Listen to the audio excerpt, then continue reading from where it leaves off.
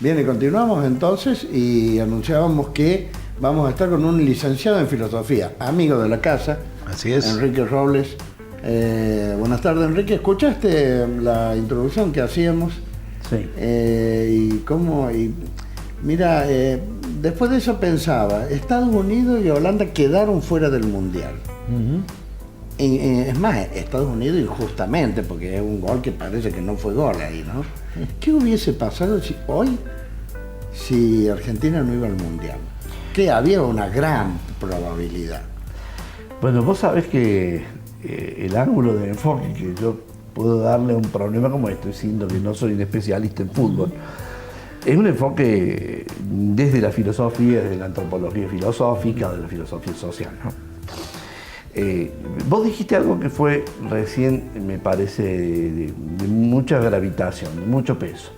Dijiste, ¿qué hubiera sido, qué hubiera pasado, cómo hubieran sido si las cosas se hubieran comportado de otro modo, qué resultado hubiera habido? Eso te sitúa en un plano de un pensamiento que no es el pensamiento científico justamente, sino que es el pensamiento de la mera probabilidad azarosa, que es el pensamiento del mágico. El orden del fútbol tiene mucho que ver con el orden épico, con las construcciones que la sociedad elabora para poder sustentarse, para poder justificarse. Fíjate vos, vos decís, ¿qué importancia tuvo el Cid Campeador como obra para el pueblo? Y era la reparación para la gente pobre, de lo que eran sus héroes. De los héroes luchando contra las fuerzas sobrenaturales, contra otros países. Un poco venía a dar cuenta de una sublimación que el hombre hace con la cultura. Y esa sublimación permite que uno se repare de los dolores, de las afrentas. Pasa lo mismo con Ulises. Si vos tomás la Odisea, la burguesía griega de esa época, tomaba los ejemplos de Ulises como los ejemplos de un hombre que conquistaba las cosas por astucia. Es decir, el griego era básicamente comerciante. Necesitaba un héroe que tuviera la medida de ellos, configurado a la medida de sus propios deseos y de su propia sublimación. Entonces, pasa acá un poco lo mismo. Nosotros tenemos esta inclinación, esta doble inclinación por manejarnos en un doble rango, que sería el rango de lo racional y el rango de lo mítico, de lo mágico, en donde los rituales, como por ejemplo el fútbol, viene a cumplir viene a traer una significación a los hechos muy importante, ¿no? Me acuerdo de un pasaje de la Biblia, digamos, de la Biblia mexicana, que es el Popol Vuh, donde dicen que los dioses creaban a los hombres para que los hombres los adoraran, como en todas las religiones. Y estos hombres habían tomado el lenguaje un poco en forma decadente, hablaban por hablar, es decir, no le daban el lugar sagrado a la palabra, sagrado para que el silencio y la palabra tuvieran ambos un lugar significativo. Entonces es como que ocupaban todos los espacios con las palabras y los dioses se enojaron con ellos. Esto te marca que en realidad hay un orden sagrado inscrito en nosotros, o si quieres sagrado, mágico, ritual, mitológico o mítico, que está configurado por todas nuestras creencias, por un sinnúmero de creencias que tienen que ver con lo no dicho, lo no hablado, pero que sí con lo actuado. Se deja ver en lo actuado. O sea que lo que no ocurría hasta las 11 de la mañana, a las 11 de la noche puede ser totalmente distinto.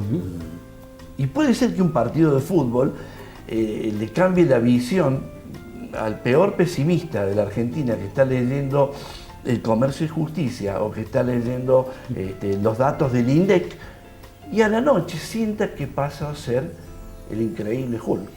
Este tema que acaba de plantear ha sido una mini discusión, si puedo plantearlo en esos términos, entre Cuquín y yo. Cuquín observaba que un mal resultado de la selección nacional podría generar una mala apreciación política de acá hacia adelante. Yo sostenía que no. De todas maneras, esto que vos acabás de señalar en el marco de lo que es la liturgia, que en alguna medida tiene el pueblo argentino con respecto al fútbol, deberíamos considerar lo que sí podría haber sucedido en caso de un resultado adverso. Al punto tal de que el dios del fútbol argentino, o el segundo dios, porque se dice que primero es Maradona, el segundo dios que tiene el fútbol argentino, que sería Messi en este caso, hasta ayer había caído a límites del limbo casi. Y de repente su poder divino hace que convierta en 3 oportunidades y hoy sea no tan solo alabado en nuestro país, sino incluso en el mundo. Sí, porque el mundo no escapa tampoco a esta lógica o a este pensamiento, esta forma de construcción del pensamiento mágico. No escapa. No nos ocurre solamente a nosotros porque somos argentinos y somos menos ilustrados. No es así. Es decir, ocurre en la propia ilustración. Es decir, la forma de adorar a la imagen de Napoleón no se condice con lo que es Napoleón en realidad. Sin embargo, bueno, en Francia prácticamente se lo adoró como un dios, ¿no? Claro, ahora Quique, ¿esto será inherente al individuo, al ser humano, o es algo generado por los factores del poder que de alguna manera también aprovechan o están tan pendientes de esto? Y yo creo que después de haber pasado 4.000 y pico de años de cultura forjada con la religiosidad, el sentido de lo religioso es un sentido que no escapa como componente, ¿no? Sí.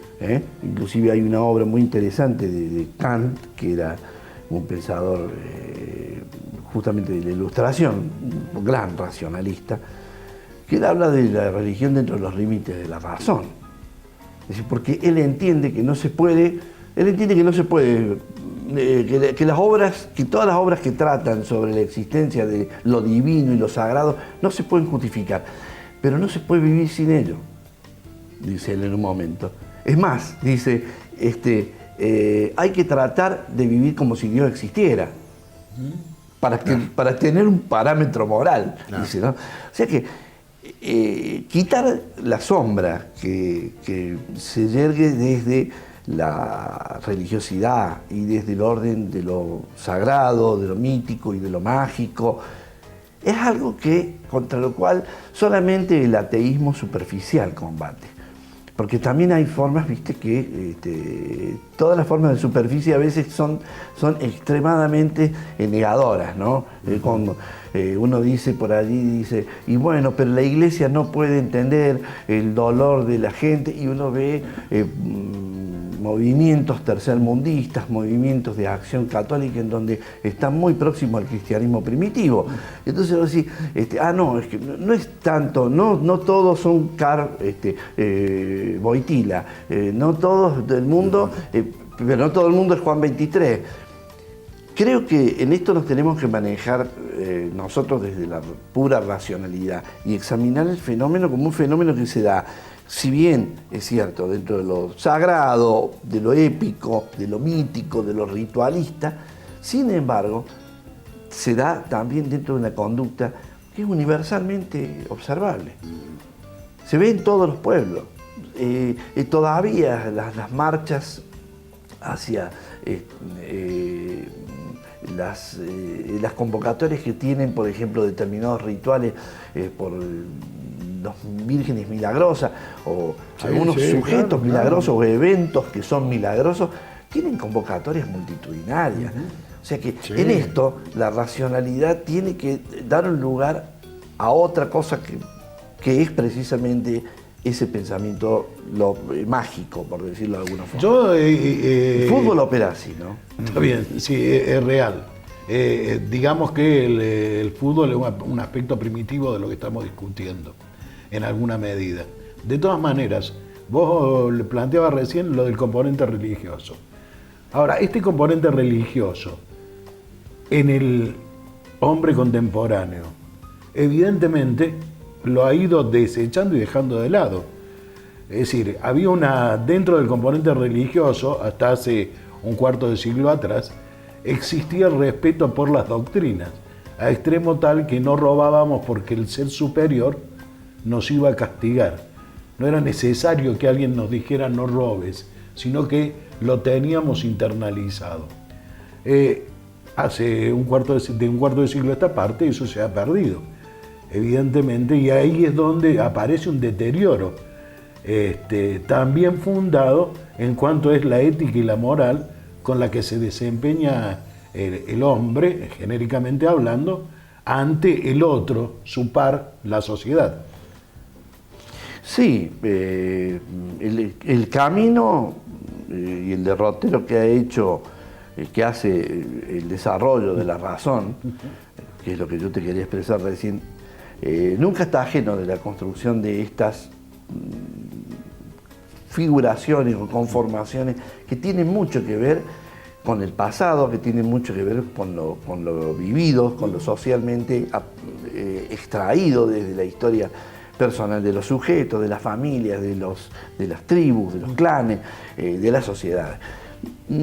Hace un rato como me decías que entre ustedes había un diálogo, y bueno, es lógico, cualquier persona que hoy se plantea la incumbencia que tenga un hecho como este, en la lectura que hace alguien acerca de los datos de la realidad, se plantearía, ¿cómo? En realidad no tienen ningún acierto en una reforma educativa y sin embargo creen que están tocando el cielo porque metió un sujeto, puso 3 goles adentro de un arco.